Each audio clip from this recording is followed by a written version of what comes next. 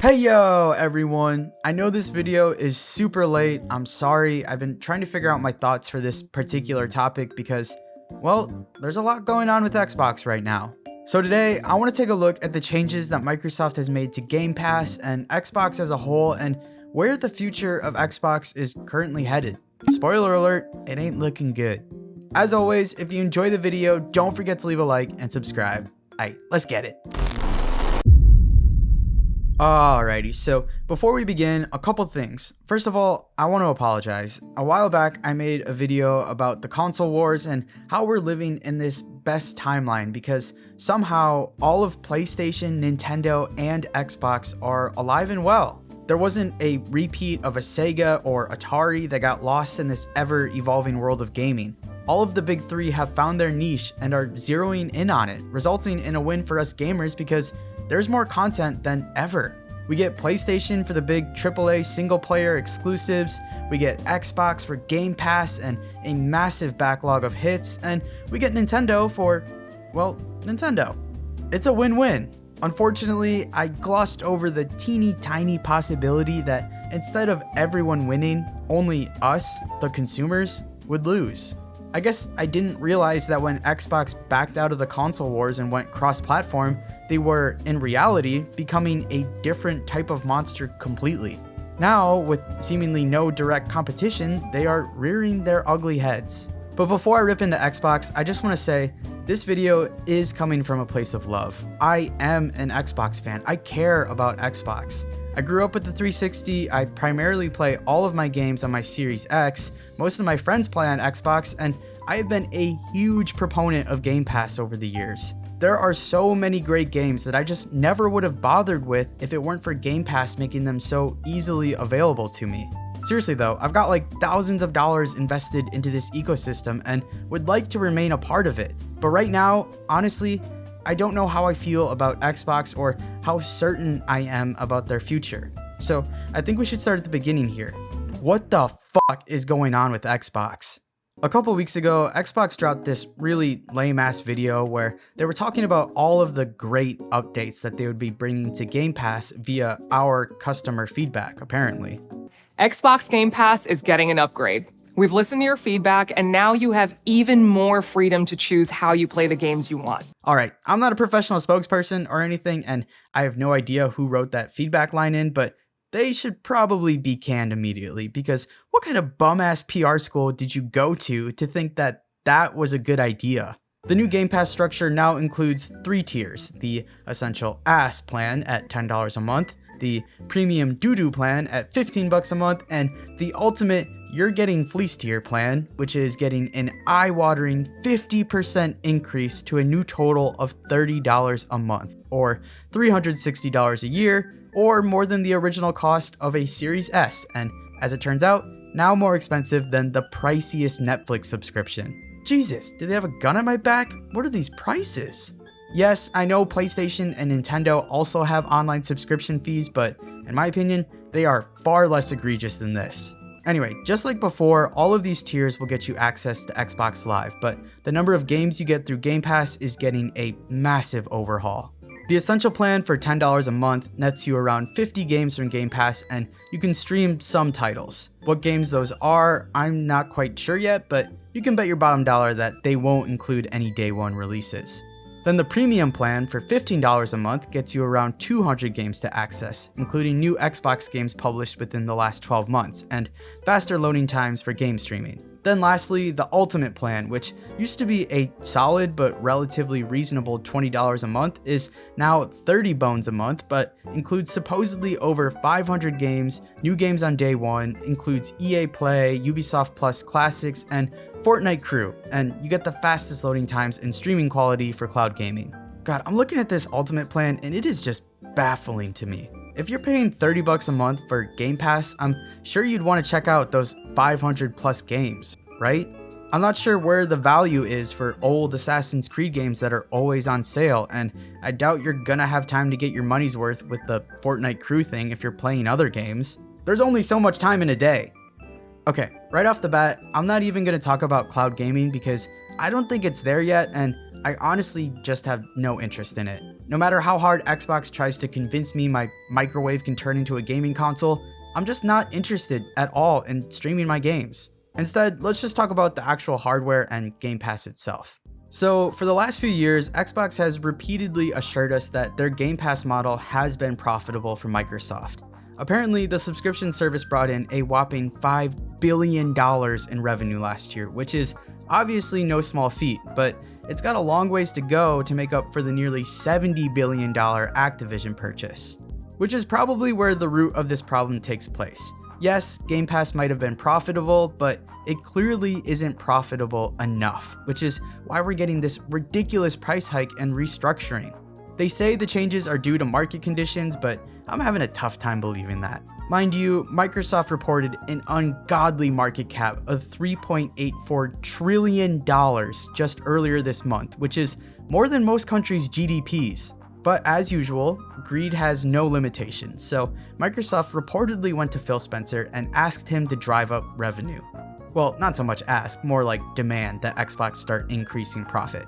In fact, according to a new Bloomberg report fresh off the press, Microsoft CFO Amy Hood set a profit goal of 30% for Xbox back in 2023, right after that Activision deal went through. For reference, the industry standard for profit margins is 17 to 22%, and Xbox over this past half decade has come in around 10 to 20%. So that 30% profit margin is a tall task to overcome, not just for Xbox, but for anyone in the industry. With that little wrinkle thrown into the mix, all of Xbox's baffling decision making these past few years starts to make at least a little bit of sense. They're still bad decisions, but now we at least know where they're coming from. It's just frustrating as a longtime Xbox fan because instead of dialing in on making better games with more reasonable budgets, Xbox decided to jack up the price of Game Pass by 50% and make it infinitely worse. At least they didn't completely eradicate entire game studios this time, which feels like a first, but a small victory nonetheless. On top of the increased prices and changes to what games you get, Xbox also nuked their Game Pass discounts that they used to offer in their store. This was often seen with first-party games, DLC, or even in-game currency purchases like COD points. Microsoft confirmed with IGN that gamers will no longer be getting that 10% discount and instead will earn Microsoft reward points. Great. Then you can turn in those reward points for a Game Pass subscription. But of course, Microsoft can't even offer that without a catch because depending on what tier you're subscribed to, you have limits on how much cash you can earn. Essential will allow you up to $25 a year, Premium $50, and Ultimate $100. So basically, you can earn at max 2 to 3 months of Game Pass a year. Look, I'm not good at math and I refuse to double check my work here, but I'm pretty sure you're gonna have to spend a shitload of money to earn $100 in Microsoft reward points. And yeah, maybe in a vacuum, $30 a month isn't that bad. 500 plus games available to you when a lot of AAA games are debuting at $70 a piece, I can maybe see an argument for it. But we don't live in this perfect world where everything is as simple as it seems. $30 a month adds up when you got bills, you got groceries, you got loans you gotta pay. On top of that, Xbox has already cranked up the price of their hardware 5 years after it hit the market. Isn't the price of a console supposed to go down over time? This isn't some Xbox Series X Pro or anything, it's literally the standard Series X for $150 more than when it first came out. Maybe you can save some cash and just use Game Pass on their cool little handheld. Are you shitting me, dude? How are people supposed to be able to afford this? Look, I get it. I do. I understand that the world is complicated and depending on where you stand politically, I'm sure you have fingers to point, but the reality is that we're the ones who are getting the shaft here. Microsoft is literally worth trillions of dollars. That number is so incomprehensible that it's hard to even make sense of. Like, for perspective, this gets thrown around a lot out there, but let's visualize money as time, just for fun. Let's say that $1 is worth 1 second of your time. So there are 86,400 seconds in a day, or $86,400. So let's say we have $1 million, or seconds, in this made-up scenario. $1 million would be equivalent to about 11 and a half days of your life. Now let's add some more zeros. $1 billion is equivalent to 11,574 days, or just over 31 and a half years. That's longer than the Halo franchise has even existed. Just for the heck of it, let's look at Microsoft's reported market cap of $3.84 trillion. That would be, if every second of your life is worth $1, a whopping 44,444,444 days, or 121,682 years. Obviously, Microsoft is bigger than just Xbox, but still, the amount of sheer capital that Microsoft has to mess around with is unbelievable, and yet, even when they are clearly falling behind in the hardware race against Sony and Nintendo, they expect Xbox to somehow drive up more revenue without any meaningful change. You're telling me that Microsoft can't eat some of that production cost to sell Xboxes cheaper to get more Game Pass subscribers? Like, there's no way they can keep their Xbox at $500 and undersell the competition? If Game Pass is as profitable as it is, imagine what it could be if you sold more Game Pass machines. If your subscription numbers are stalling out, then make Xboxes more accessible so people can get Game Pass. Is it really that groundbreaking of logic we're talking about here? Or maybe we can even do the inverse. Raise prices on hardware but eat up some of that development cost for your big games and keep Game Pass at least a somewhat reasonable price, even if there has to be a bump up in cost. And maybe they tried that, like last year, since apparently Black Ops 6 lost Xbox roughly $300 million in sales revenue. But you had to have known that possibility before announcing that Call of Duty would be coming to Game Pass. I just think back to when the Activision deal was first announced and the FTC sued Microsoft to try and stop the merger back in 2023. Turns out, Lina Khan, the acting head of the FTC at the time, was dead on. She argued that the merger would only result in further market consolidation and ultimately end up hurting consumers in the long run. Of course, during that trial, Microsoft promised regulators that, quote, Game Pass prices will not increase as a result of the merger and certainly will not increase to a point that offsets the substantial benefits of Activision titles coming to Game Pass on a day and date basis, end quote. Yeah, so that was an absolute lie. And Lena, you were right, man. Her tweet summed it up perfectly, so I'll just read it verbatim. Microsoft's acquisition of Activision has been followed by significant price hikes and layoffs, harming both gamers and developers. As we've seen across sectors, increasing market consolidation and increasing prices often go hand in hand. As dominant firms become too big to care, they can make things worse for their customers without having to worry about the consequences. What a mic drop. And she's absolutely right. It feels like Microsoft has been trying to gobble up the entire industry and raise prices because what are you gonna do? Not play Call of Duty? Skip over that newest Overwatch update?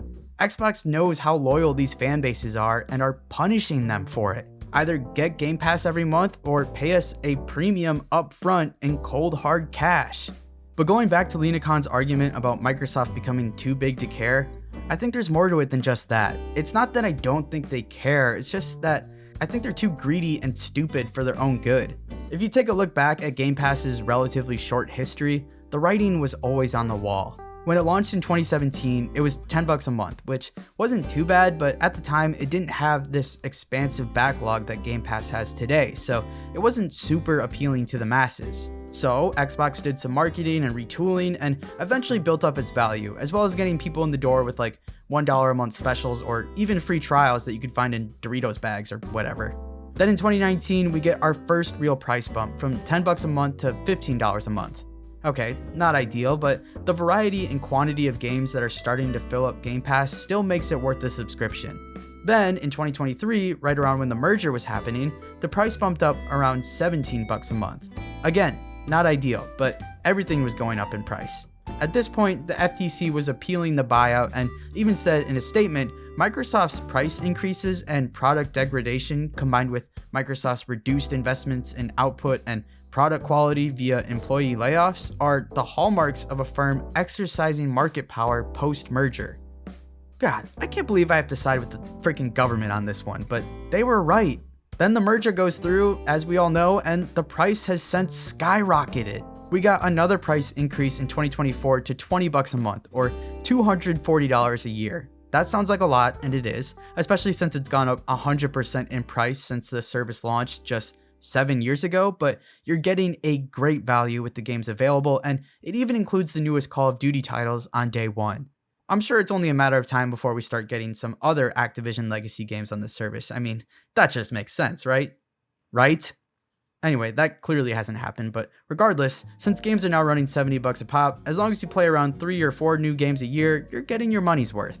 And clearly Microsoft realized that because, again, they just cranked up the price 50% to $30 a month. That means the cost to own a Game Pass subscription has gone up from $17 a month just over a year ago to now $30 a month. Oh yeah, and let's raise hardware prices while we're at it, can't forget about that. As I'm sure you're all aware, most of us Xbox fans decided that this price hike was just ridiculous and either lowered which tier they were subscribed to or canceled entirely. It was so bad that the frickin' website crashed. Now, you'd think Phil Spencer and Amy Hood and all those other loser executives would be panicking after such a colossal meltdown in subscriber numbers, but it's been radio silent since. Crickets. How could they not be freaking out right now? Are they not seeing the online reactions? Well, some recent reporting has indicated that despite all of our hullabaloo, it might not really matter. For one, it looks like a lot of gamers aren't even really using Game Pass to try new games. According to Matt Piscatella, who was a former Activision and Warner Brothers games turned video game analyst for Circana, has reported that only 10% of US gamers purchase a new title once a month. Now, there are a lot of reasons for this. Games are bigger than ever and take a long time to beat, they cost $70, and there is a plethora of free-to-play games to try instead. Plus, if you're a Game Pass subscriber, you probably don't feel the need to purchase as many games. But regardless, Piscatella's reporting indicates that only 4% of US gamers will buy more than one game a month. So if you're Xbox and looking at these numbers, you're probably wondering, what the f*** are we doing releasing dozens of games throughout the year when no one is playing them? If the average gamer is only interested in Call of Duty or Madden, then we're burning money producing AAA games that only a fraction of Game Pass users will even bother checking out. Now, I'm sure Xbox has the actual numbers behind the scenes, but I'm guessing they're somewhat like what Piscatella reported. Otherwise, why would they keep closing down studios, laying developers off, and raising the prices of Game Pass? They've found their cash cows and are slowly but surely moving away from those smaller IPs. But surely. Don't call me Shirley. All of these Game Pass cancellations will affect Xbox's bottom line, no? Well, maybe not. According to Bloomberg, nearly 50% of all consumer spending, not just gaming, but this is still relevant, is done by the top 10% of earners in the country. First of all, that's a crazy stat, but it makes sense when you begin to think about it. Like, think about Xbox's new handheld, for instance. That thing is $1,000. That is insane. To me, it seems as if the product will be dead on arrival because who the hell can afford that? While 90% of us won't even dare to think about that new handheld, Xbox is banking that the 10% minority will be willing to buy enough to make up for the rest of us. It's like Xbox is shifting the market towards those heavy spenders and pricing the rest of us, the 90% of us, out of the Xbox ecosystem. Piscatella expands on this even more, saying premium gamepads, expensive collector's editions, pro consoles, and raising prices are in part due to the top percent of earners who just don't give a shit about the price. That's also probably why there are still so many last-gen gamers. These wealthy 10% of gamers are doing more spending than the rest of us all combined. So while some of us are getting priced out, the whales in the market, as they're commonly referred, will make up for us by just spending more because they can afford it. And unfortunately for us that are canceling our subscriptions, Xbox might still get the last laugh. Even if people cancel, they're probably going to stick with their Xbox until the end of this generation at the minimum. Maybe if they can afford to jump ship, they will, but I'm guessing most people will keep their Xbox and end up just buying the games they really want to play, which at the end of the day is still money in Microsoft's pocketbook. Shout out to Kotaku for doing the math on this, but if Xbox really lost $300 million due to Black Ops 6 being on Game Pass, then they would need 15 million subscribers at the previous ultimate price of $20 a month for just 1 month. So yeah, $300 million is obviously a gigantic number, but it's a fart in the wind compared to the $5 billion that Game Pass supposedly brought in last year. Anyway, with the recent price hike to $30 a month, Xbox now only needs 1.25 million subscribers over the course of a year to make up that money. So even if Xbox lost a ton of subscribers, there's still going to be that top 10% who can afford Game Pass, and maybe a few more who just have forgotten to cancel or can't keep track of their dozens of subscription services. Which brings me to today's sponsor. Nah, I'm just kidding. You guys really think a channel like mine would get sponsored? Come on. Anyway, now that we've talked about the current state of Game Pass and how we even got here in the first place, let's talk about the future of Xbox in general. We should probably address the elephant in the room first. Does Xbox even have a future? For the time being, yeah. Look, I'm not a hardware guru or anyone who has inside industry contacts, clearly, so a lot of this is just research that I've done, but it does feel like Xbox is gradually heading towards being a solely software publisher in the future. There have already been postings about certain retailers, including Costco and Sam's Club, backing out of Xbox hardware sales. I wouldn't freak out too much about this part because there's only so much space in a physical brick and mortar retail store, and since Xbox consoles aren't exactly flying off the shelves, it would make sense to just sell them through their website or maybe just do the accessories in store. No, the part that freaks me out is that a pretty reliable Xbox leaker, Sneakers SO, has said that Xbox's current next-gen hardware plans are up in the air. Apparently, Xbox leadership had concrete, definitive plans for the next console, but as Sneakers reports, critical steps leading up to the next console's launch weren't being met, and all of a sudden, a lot of sure things were starting to get pulled back, suggesting that there is some internal discussion being held around what's next for Xbox. Now, normally I don't really pay too much attention to leaks and stuff, but Tom Warren, a senior editor for The Verge and one of my favorite industry reporters, said that Sneakers information was legit and often does have accurate internal knowledge of Xbox's plans. But despite all of this uncertainty, I still believe that we will get a next-gen Xbox. After the panic that followed retailers dropping Xbox consoles from their stores, Microsoft released a statement reading Target and Walmart, among other retailers, remain committed partners for Xbox consoles, accessories, and games. That didn't really do much to reassure the public, so they followed up with another statement that reads, "We are actively investing in our future first-party consoles and devices designed, engineered, and built by Xbox." Then they referenced their recent partnership announcement with AMD. Xbox President Sarah Bond even said in a recent interview that their next console will be a very premium, very high-end curated experience, which to me sounds like they're going after the mega whales one last time while the rest of us probably won't even be able to afford the new Xbox. So yeah, I believe that Xbox will be around for at least one more console generation, but after that, your guess is as good as mine. Will they keep making consoles themselves? Will they just turn Xbox into a brand and partner with other manufacturers like what they did with their handheld? Or will they just turn Xbox into a purely cloud-based service like their dumbass everything is an Xbox campaign is suggesting? I don't know. I don't know. I will say though, IGN's Ryan McCaffrey mentioned in an episode of Next Gen Console Watch, which I'll try to remember to link below, that Xbox still needs to sell hardware, at least for now.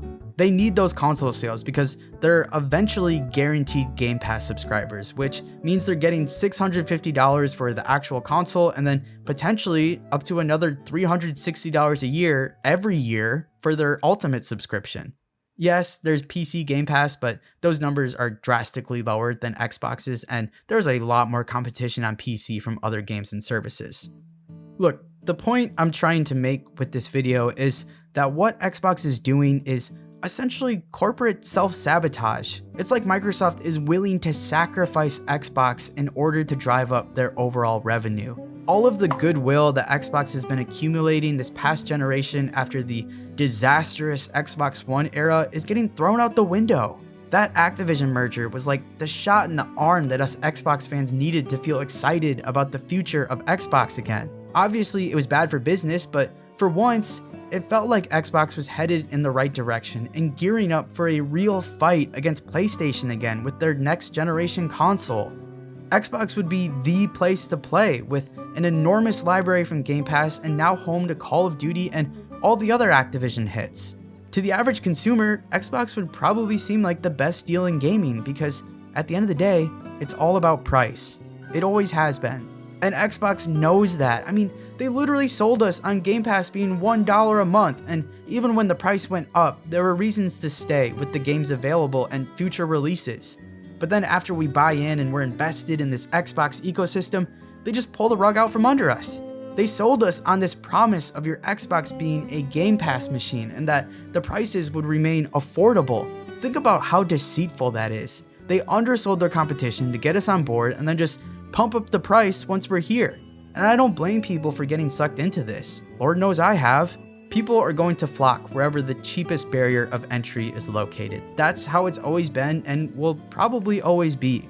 But instead of keeping things affordable for the masses, Microsoft is going big game hunting. They're abandoning us 90%ers to take advantage of that affluent 10%. Instead of Xbox building up franchises that can be enjoyed by the masses and growing future Xbox fans for generations to come, they're cultivating revenue from the elite few. I mean, seriously, how can Xbox possibly expect their fan base to grow when we're all being priced out? Will there even be a new generation of Xbox fans, or is everyone just going to switch to PC or PlayStation after all of this uncertainty about the company's future? To me, Xbox is at a crossroads of sorts. Honestly, more of a crisis point, actually. Do casual gamers even want to play on their platform anymore? The price of entry has gone up with the hardware increases, and Game Pass going up makes it even harder to justify. $650 for a console and then $360 a year to play Xbox. God, I love my Xbox, I do, but I don't love it that much. Gaming isn't some sort of necessity like food or rent or electricity. It's a hobby, it's a choice, it's supposed to be fun, and right now, Xbox is taking all the fun away. By giving into their greed and going after the whales instead of keeping Game Pass at a reasonable price for their community, Xbox is further fracturing their already splintered fan base. And that's honestly what scares me the most. How many Xbox fans will even be left when this is all said and done? I don't know. I have this weird dread in the back of my brain that keeps wondering if maybe Microsoft wants to get out of the gaming business, so they're just gonna milk Xbox for all it's worth before shutting it down or selling off the assets. They're letting us long-time, loyal fans fall to the wayside while they drain the wallets of the 10% who can afford these new prices. I guess I just don't know, and I'm sorry for being such a doomer here. Maybe we'll get lucky and Xbox will see all of this online backlash and retract some of their pricing, but it feels pretty unlikely at this point. The only way I see any real change coming of this is if people actually start shifting away from the Xbox ecosystem. Not just canceling Game Pass, but abandoning Xbox entirely and making a fuss about it online so people can see. Maybe then our message would get through to those boneheads at Microsoft. God, that's the one thing I really want everyone to take away from this long-ass rant. Us consumers have all of the power in the world to make these giant corporations listen to us. We have to have the discipline to wield it. Whether that means boycotting companies or airing your grievances online, your voice and your wallet do matter to these corporations. We've seen what happens when people make their voices heard by choosing how and where they spend their money. Either way, I think this is just one of those things that is going to take time to fully unravel. So until then, I want to hear from you guys. What do you think of Game Pass's new pricing? Where do you think the future of Xbox gaming is headed? Is there a timeline where Game Pass, as we know it, can survive and flourish? Going back to that Ryan McCaffrey quote from IGN, I think he had a great idea for Xbox to essentially award Game Pass subscribers a couple of day one tickets for big first-party games. That way, if you're not interested in the new Forza or something, you can save your day one access ticket for Call of Duty or a different game. That way you get day one access to a few of the top games on your wish list, and Xbox can charge people a normal sale fee or a dumb expensive Game Pass Ultimate subscription for everything else. I don't know, I kind of like that idea. I know this was a very long video this week, but I care deeply about Xbox and the video game industry, and I wanted to present my thoughts in a hopefully coherent video. So if you enjoyed what you saw today, then please don't forget to leave a like and subscribe because it really does mean a lot to me. I appreciate you guys as always, and I'll catch you in the next one.